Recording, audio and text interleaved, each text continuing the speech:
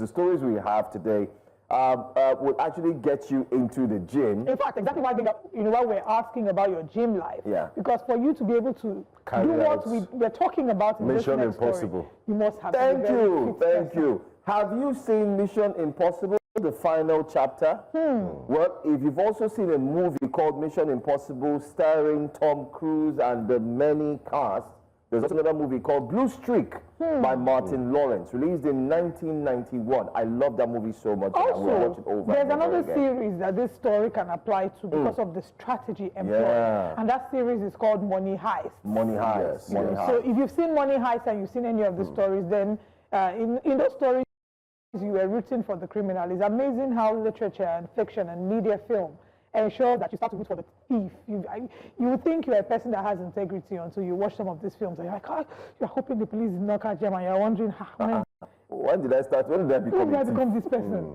Anyway, we hope that you don't feel this way as we share with you this video of a suspected bank robber who was nabbed in the ceiling. Don't take our word for it. Take a look at this video.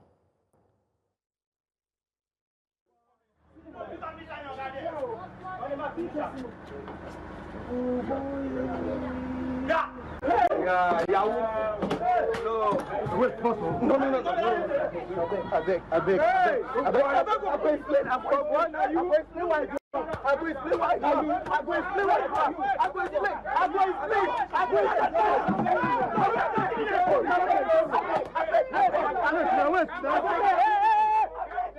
It's okay.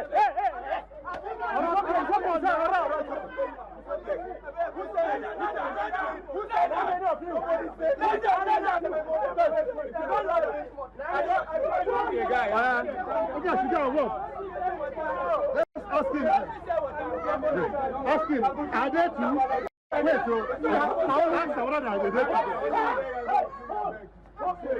is he alone? Okay, how many of you there? Okay, talk about it.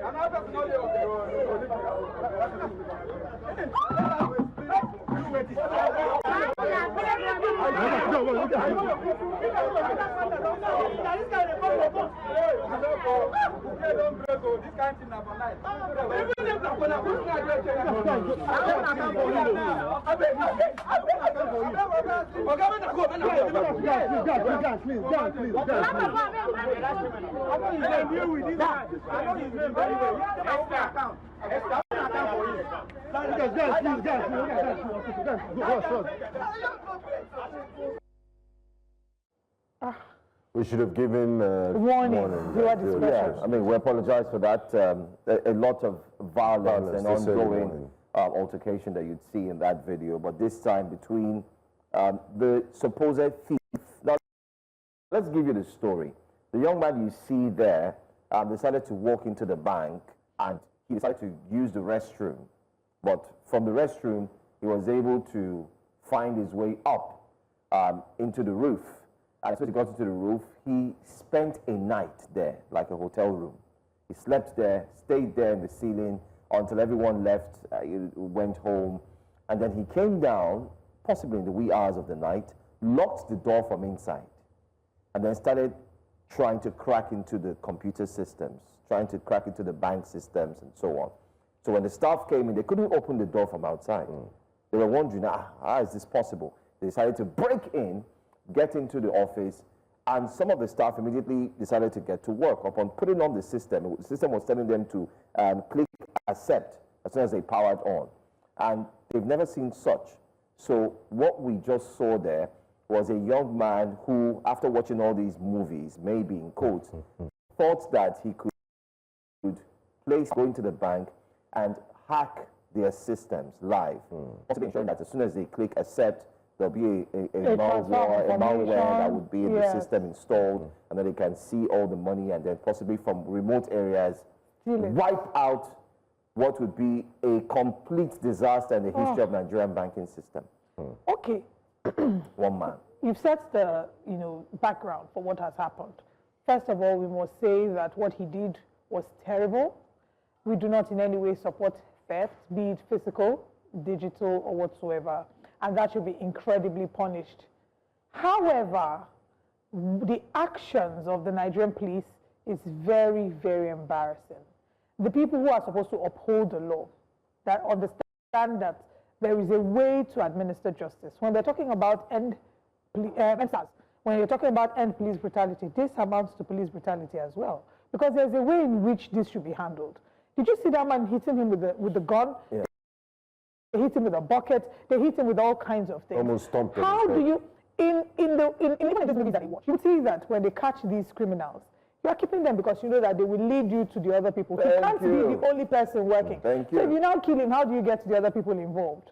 Right? So even if there were no other persons involved, how that manner was handled is very unprofessional, very unbecoming of people who would refer to as our security and our law enforcement agents, should not be applauded, should not be encouraged. And that was happening in the full glare of the camera. Imagine what happens when the camera is there. But kudos to the Nigerian police. The force public relations officer, Muyiwa Adejobi, released a statement this morning condemning the actions of his officers and men in apprehending that man. It wasn't a flight risk.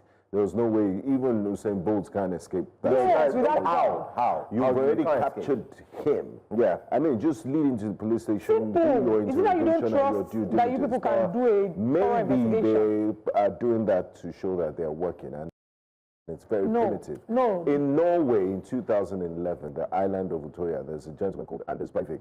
He killed 77 people in cold-blooded murder.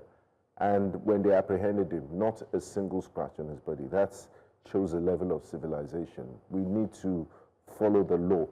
Right. I think you just used the right word, yes. Civilization. But if you watch that video, this is what you might want to put together. The Nigerian police need a complete redemption from the old mentality of doing things. The mindset we have is once we catch a thief, it's false. Beat and everybody comes and donates their own share of anger. Okay, and then they move. And so that's what I'm going to. It now leads to what? Mob justice. Where everybody just comes together, decides, and that's what we saw.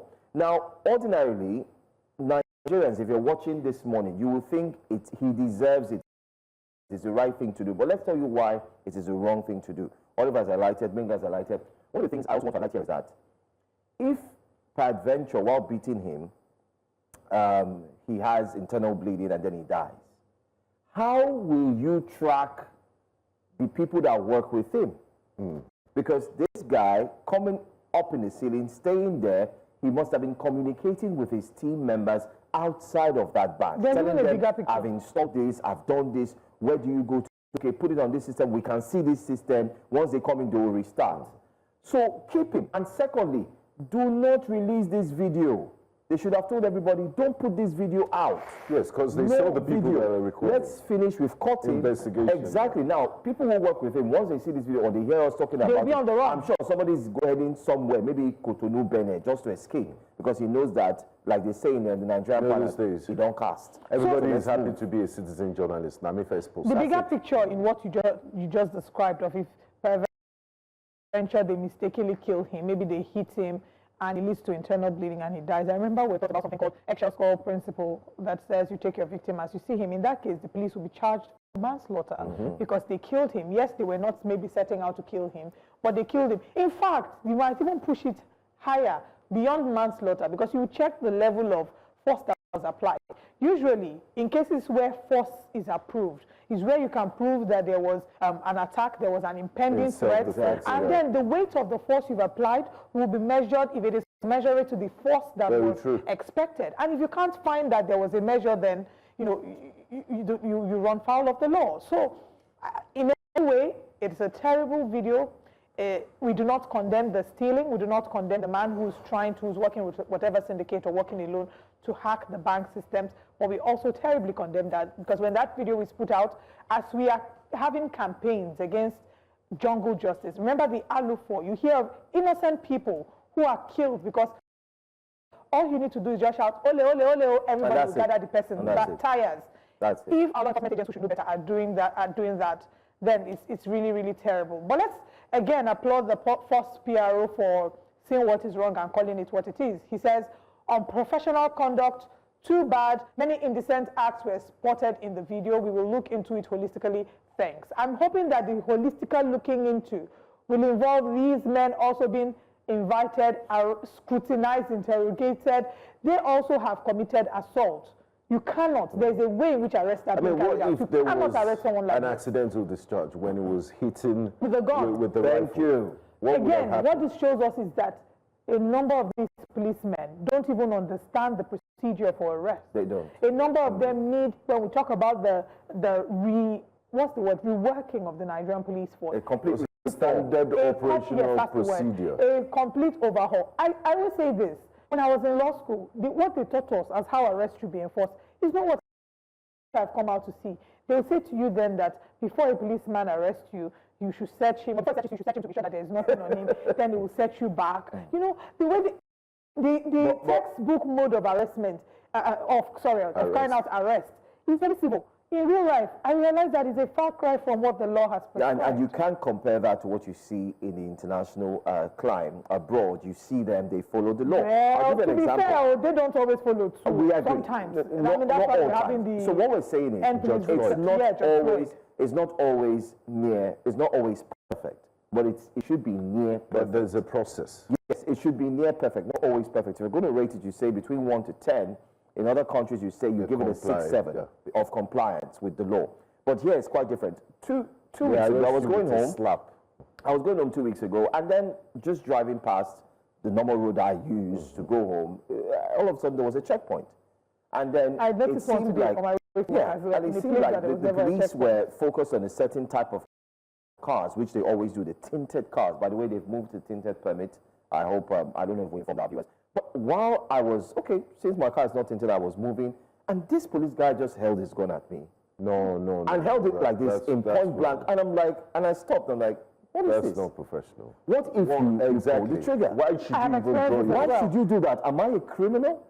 I experienced this as well on Freedom Way. And I asked the man, why are you pointing this at me? Do you want to kill me? He said, and the previous person before you that I tried to stop, he ran away. So I said, so you're running away. He's pointing the gun at my face. Anyway, they really need to work on the men of the Nigerian police. They really have to. And they need to change that name from Nigerian police force to Nigerian police services. And they need to change their uniform to pink short knicker. Pink short knicker, right? And pink top. They will be humble.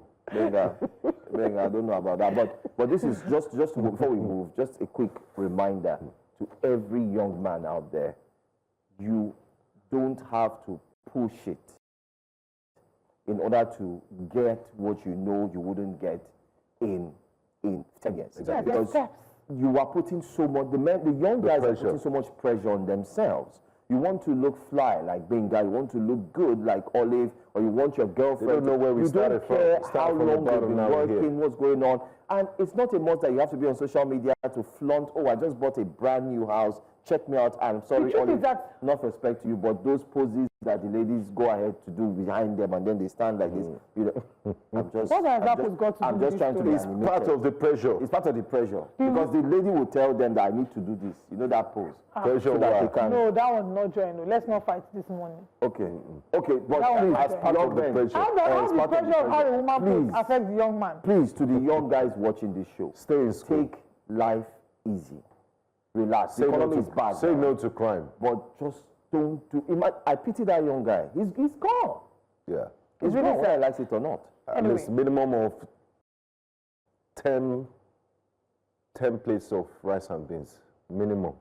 For him, 10 years. 10 years is even too small.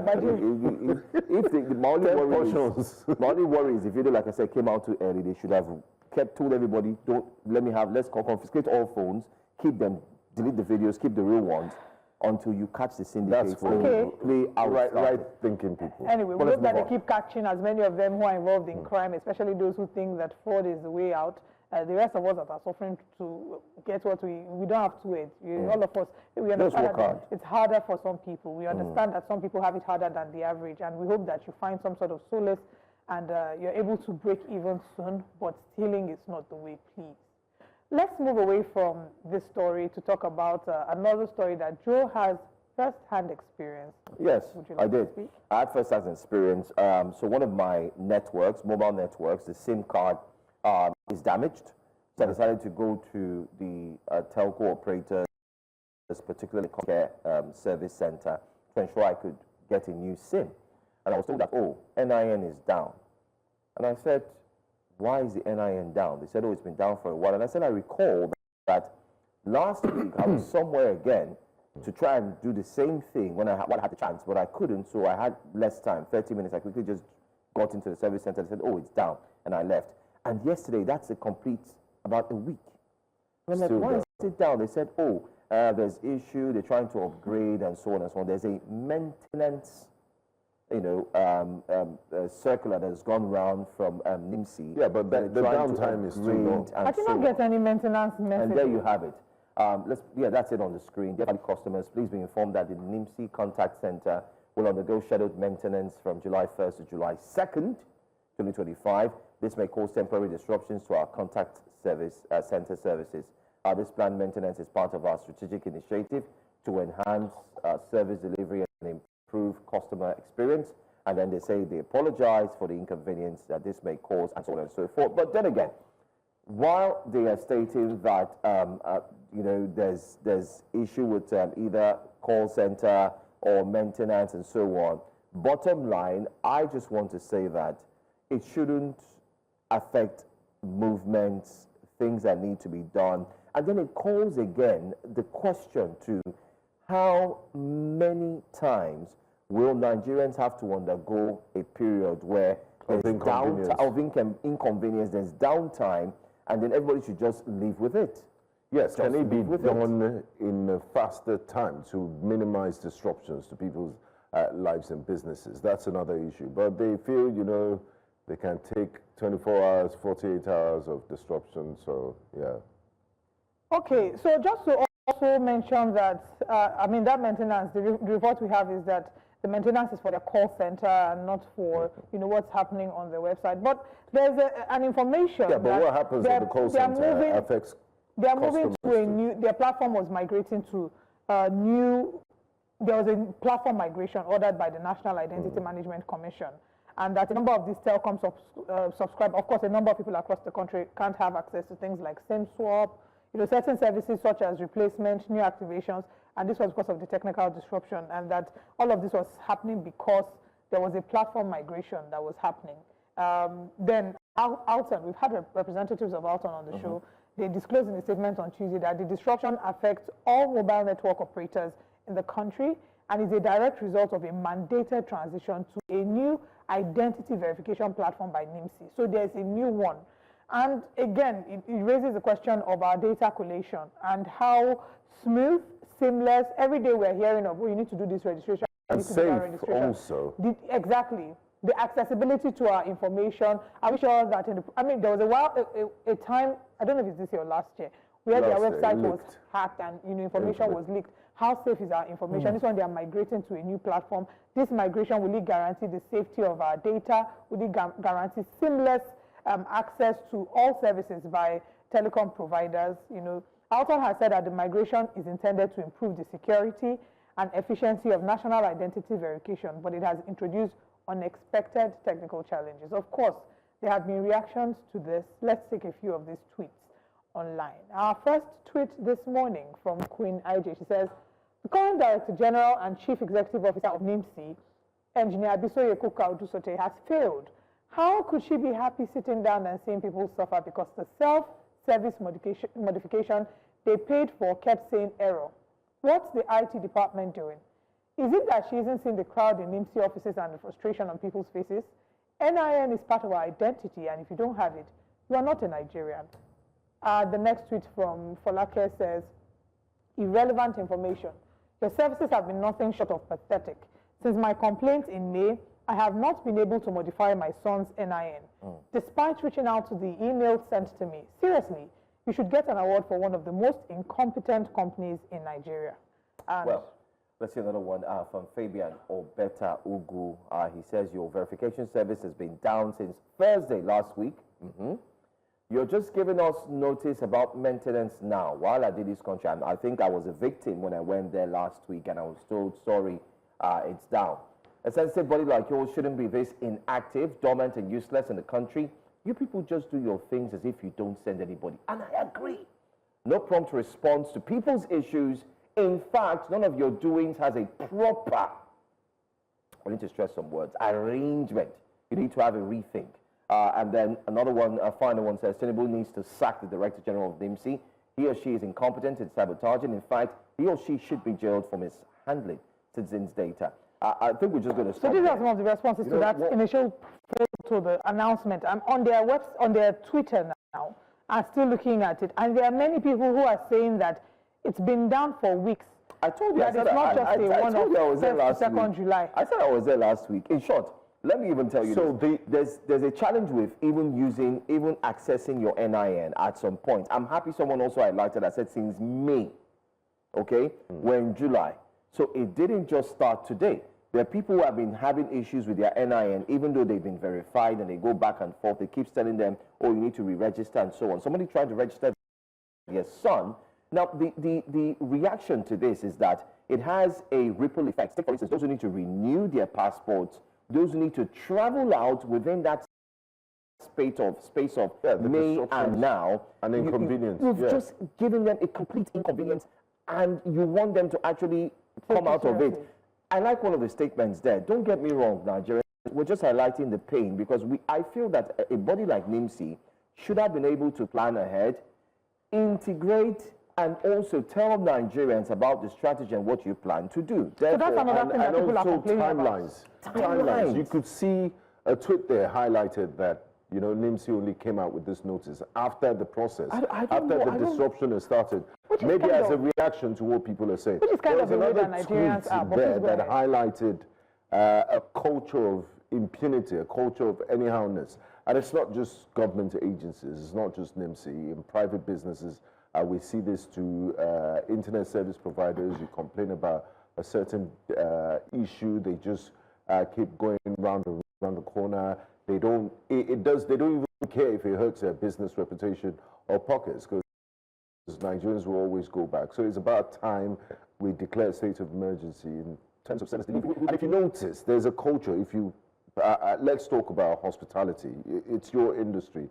If you go to certain restaurants that are the management is of a particular, let's say, Lebanese or Middle East. Yes. Service, even service delivery from the Nigerians, you will know these people are properly trained. The way they address you, the way they talk to you, the way they attend to you. If you complain, they take your complaint seriously. Yes. Sometimes if it's so bad, they tell you, don't worry. Yeah, don't worry, they replace your order. A completely and that's how it should be for every sector in Nigeria. We need to train people to that optimum level, and it's so sad that a government agency. I don't even want to mention what I was told. That is very important. When I went to replace the SIM. What did they say? The customer care in front. I said, so how long am I going to wait? And I'm tired. I'm sure I'll be missing calls from this number. Sorry, sir, just manage. You know, there's nothing we can do. You catch her more. She was watching a movie, and I looked at her. I wanted to start putting that through based on trainings and everything. That listen, I'm a customer. You attend to me. You don't do that. Yes. I just say, you know what? I just picked up. I just walked. There are too many things that are wrong with this story. I was looking through the thread of the tweets. We highlighted some, but there are more others. The complaints that Nigerians are having, NIMC, is one, your communication style is poor. They're complaining that you're reporting after the fact, not before, which is what Gbenga had said earlier. Two, even when you're seeing the displeasure that they are sharing, a number of them have been talking about, tweeting about the inconveniences they've experienced, but not getting any response to that. That is another of the complaints. Three, they're complaining about the fact that this has disrupted their lives. There are people who, you know, have to travel. I have a friend, for example, who came to Nigeria just because she needed to renew her passport. Imagine that she was caught in this web. A number of them have limited time. They have to make a trip. You know that the NIN is very, very important. It's important for the renewal of your passport, important for your bank account. I mean, there's so many things that the NIN is very important for. And there's a spiral, and I even hear that for NYSC that it's very important. So there's a number of things. There's a spiral effect. It happens here, and you know it's not sorted here, and several other areas are being affected. So it's important that NIMC comes out with clear, first of all, apology to Nigerians to say we're sorry, you know, we failed you in the service delivery. This is what, because you're saying that you're doing migration from first and second. Their complaints have been that it's been for weeks. You talked about your experience. I'm talking as maybe like 2 years ago, and I don't know if it's the same thing, trying to get my niece's NIN, to change a mistake in her NIN. It took us weeks, and we needed this NIN to be able to process her passport, because I had taken the both of them to go renew their passports. Just to get the NIN, because a name, I think her date of birth, there was a mistake. To change that was a problem. Sorry to butt in. At some point, I had to wear my investigative journalism hat and start asking some members and some staff questions who work in connivance with the NIN. You know, they also work with a partnership with banks. And I said, is it a deliberate attempt to make life hard, to make mistakes on people's names and so that you can pay extra? Come back and pay because before I submitted, I was told, please look through carefully. God knows. I did exactly. I even used my pen and paper. I said, okay, I'm good to go, submitted. And then you came back and said, oh, there was a mistake. Yes, your date of birth. I'm like, no.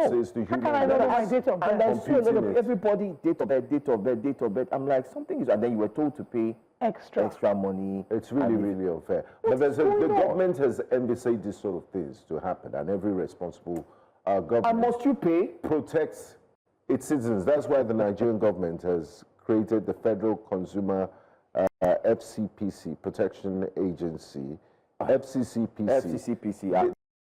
The mandate says we protect and promote the interest and welfare of consumers by providing them with a wide variety of quality products of competitive prices and ensuring the adoption of measures to guarantee that goods and services are safe for intended normal, safe use.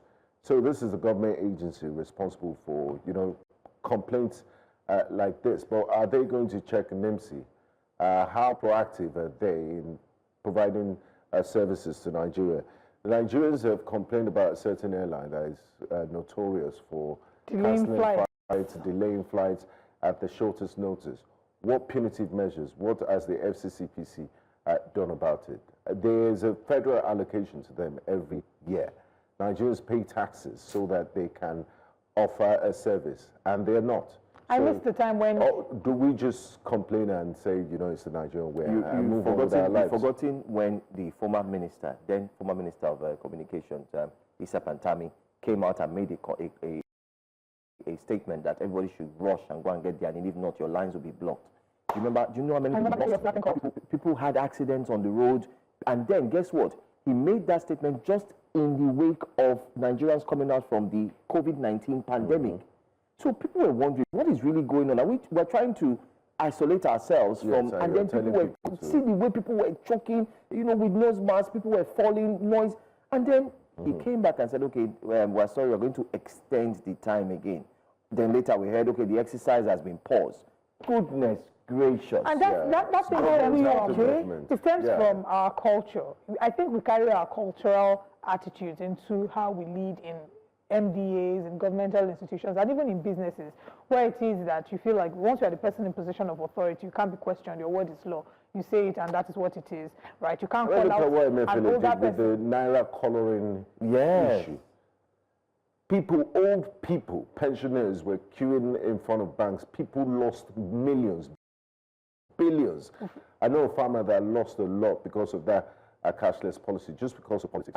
And then we are concurrently using one of the countries in the world that uses two denominations at the same time, both old and new. And the problem is that we never learn, because that wasn't the first time that had happened. It had happened in the 1980s, I think 1984, so I'm not sure. But it had happened in the 1980s, and when this whole changing of the Naira, the currency happened in the 1980s, it caused extreme hardship. And I remember that we talked about this on the show. I asked the guest, I said, have we learned our mistakes? What are we doing differently? Are we sure? Because when it happened in the 1980s, there were people sleeping outside banks because they were trying to access money. Till today, we're still suffering the after effect of that policy. Because still now it's hard for you to go to certain banks and say you want to withdraw 100,000 Naira. Anyway, that was then former President Muhammadu Buhari's regime. And well, it's not then, because it has spiraled over into this one. We saw a repetition as well. Anyway. But then again, we want to thank you so much. Do well to share your experience with the NIN, and also not forgetting any other story that we've brought to you. But let's quickly land with our final story on Wake Up because we need to move. Our guest we hear is around. The last story has got to do with the controversy that's trailing the electoral reforms ahead of by-elections. There's a lot of conversation around electoral reforms. One of it, which we also saw in the papers, was that the president does not have the right. They should find a way to ensure that they take away the power of the president appointing the INEC chairman. Yes. That's a good conversation as well that we'll look at. And then don't forget too, there's the coalition story too. Absolutely. They now have a chairman of the coalition. Oh, chairman of the coalition. They're finally making progress. Progress. But wait and see. Anyway.